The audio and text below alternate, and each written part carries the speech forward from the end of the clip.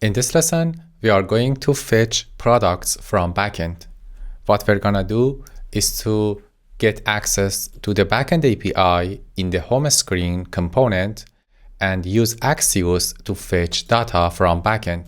So when you go to the network and select XHR and refresh the page, you will see an AJAX request has been sent to the backend and the result will be shown in the React application. To get the source code of this lesson, go to repository, select commits, and open video 8 fetch products from backend. Here you can compare your code with mine. If you are ready, let's get to code. Here is the plan to fetch products from backend. First of all, we need to set the proxy in package.json to access to backend in the frontend. Go to Explorer and find package.json in the frontend folder, not in the backend.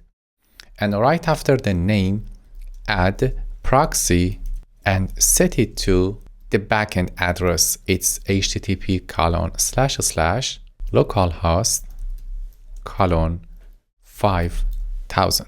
Open terminal, and while your backend is running and frontend is running too, stop the frontend, pressing Ctrl+C and run it again.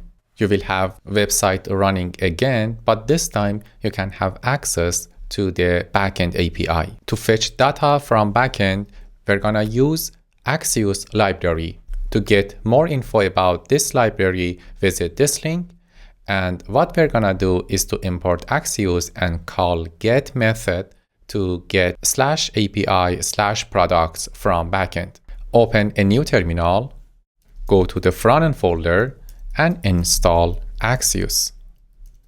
After installing Axios, in the home screen function, it's time to define a state to save the products from backend. I'm going to define it like this: const inside a square bracket, set the name of state to products, and second value in this array is set products. Set it equal to use state. Use state is a hook from React, and inside parentheses, set the default value to empty array. The use state function returns an array that contains a variable and a function to update this variable. To get more information about state hook, visit this link and it explains it with a very simple example. The next step is gonna be defining another hook. It's effect hook using use effect. Press tab to import it from React. Use effect is a function that accepts two parameters. The first parameter is a function. Let's define this function.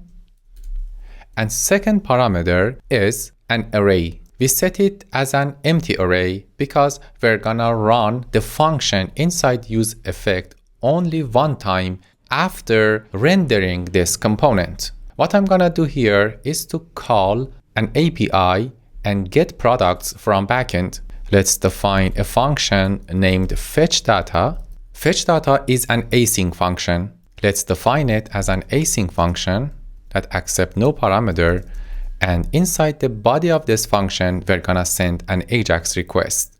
To send an AJAX request, define a variable named result and set it equal to await axios.get and set the URL to /API/products. What I did in this line is to call axios.get method to send an AJAX request to this address and put the result in this variable. We need to import it and import Axios from Axios. This one. Save the file, and here it's time to fill products. To do that, call setProducts function. As a parameter, return result.data. Result.data is the products in the backend. Save it, and right after defining fetchData, call it like this. Okay, it's time to use products. I'm going to comment the products from data because it's static data in frontend, and in line 19 get rid of data dot and use products. Let's fix the typo for products here, and that's it. Let's refresh the page. As you see, this time I'm getting data, but they are coming from backend. To make sure that we are getting this data from backend, open your developer tools, go to network section and select fetch/xhr to filter AJAX request. Refresh the page, and there we are. Here is the request that we send to this address, but the request to this API will be proxy to this address, I mean the backend. And the URL is /API/products. Here is the result. Great, we successfully fetched data from backend and we rendered it in the front end. We need to improve this implementation because currently we can't handle states like loading products, showing error when there is an error in backend, and handling state throughout this component. In next lesson, we will use reducer hook to manage complex states in React application. Until next lesson, bye-bye.